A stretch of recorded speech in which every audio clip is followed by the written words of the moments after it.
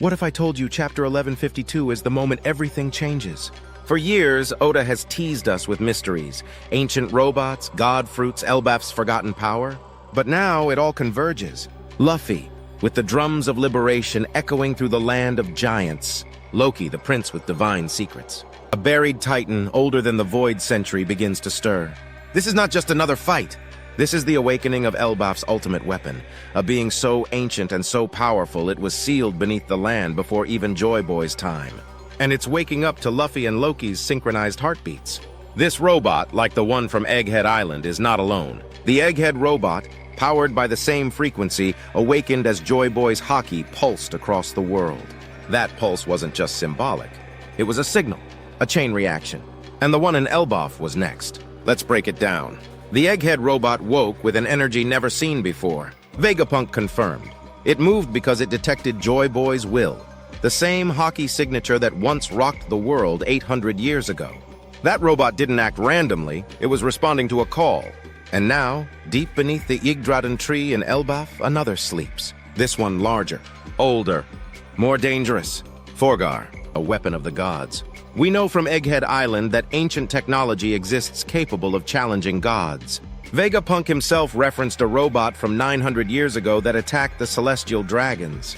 But what if that was just one of many? Elbaf, the land of warriors, has long protected its greatest secret, the Yggdraden, a divine tree whose roots stretch into the Void Century. Beneath this tree sleeps a mechanical god, Forgar, built not by men, but by the ancient civilization that predated even the Celestials. Its purpose?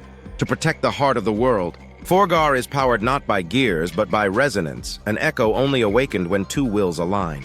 And in Chapter 1152, that's exactly what happens. As Luffy's drums of liberation pulse through the battlefield, a second rhythm begins to rise, one that only Elbaf's chosen heir, Prince Loki, can produce. The two heartbeats merge, and Forgar begins to move.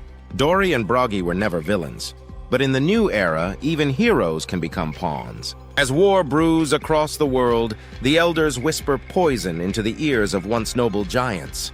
Promises of honor, glory, redemption for Elbaf. Now, backed by a rogue sect of the world government, Dory and Broggy lead a fanatical army of war-hardened giants, seeking to destroy all outsiders, including Luffy and Loki. But Jarul, the ancient giant sage and last living guardian of Elbaf's divine laws, knows the truth. He protected Forgar for centuries, waiting for the time Joy Boy would return. And now, with death upon him, he prays to the Yggdraden for salvation. Luffy and Loki answer. Let's talk about Loki. Oda has hidden him for over 500 chapters, yet we've never seen his face. Why? Because Loki is more than royalty. He is the bearer of a mythical zone never seen before. Hito Hito no Mi model, Odin.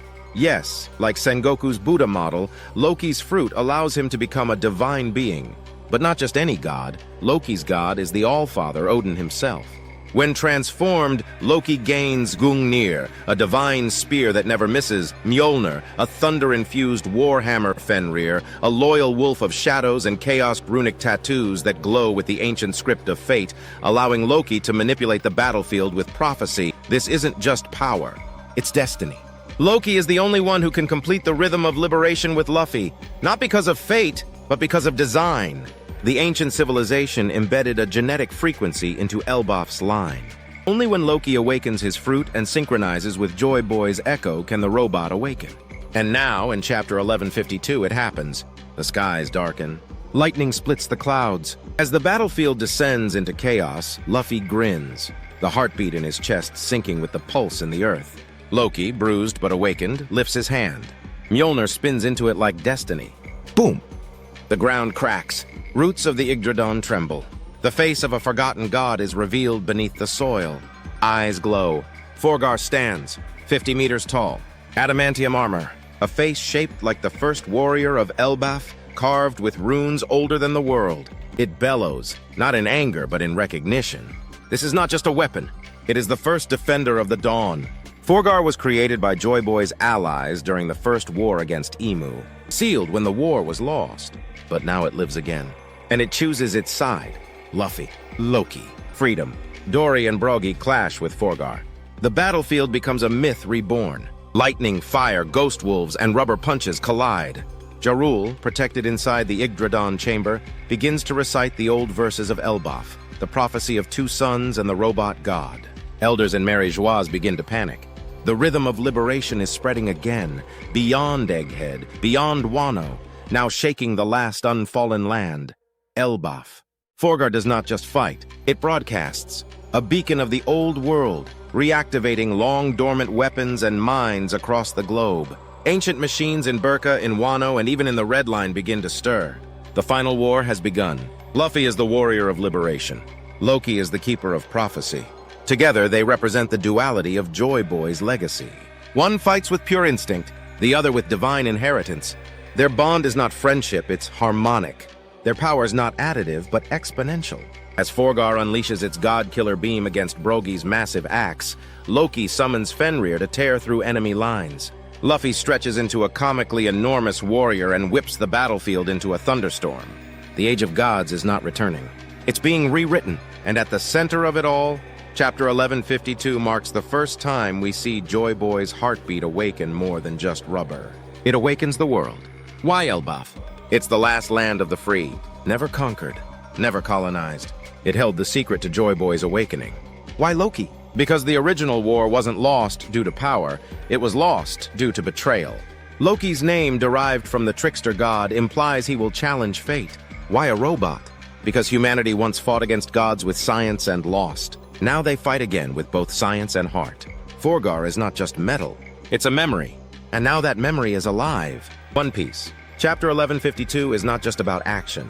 It's a convergence. The old world and the new. Divine power and pirate will. Myth and science. Luffy and Loki stand at the center of history's grand turning point. Forgar, the robot god-killer, has awakened. Egghead's robot was the signal. Elbaf's robot is the first strike. And now the final saga begins. Subscribe if your heart beats in rhythm with the drums of liberation. Comment, "Awaken, Forgar," if you're ready for Elbaf to change the world. Joy Boy returns.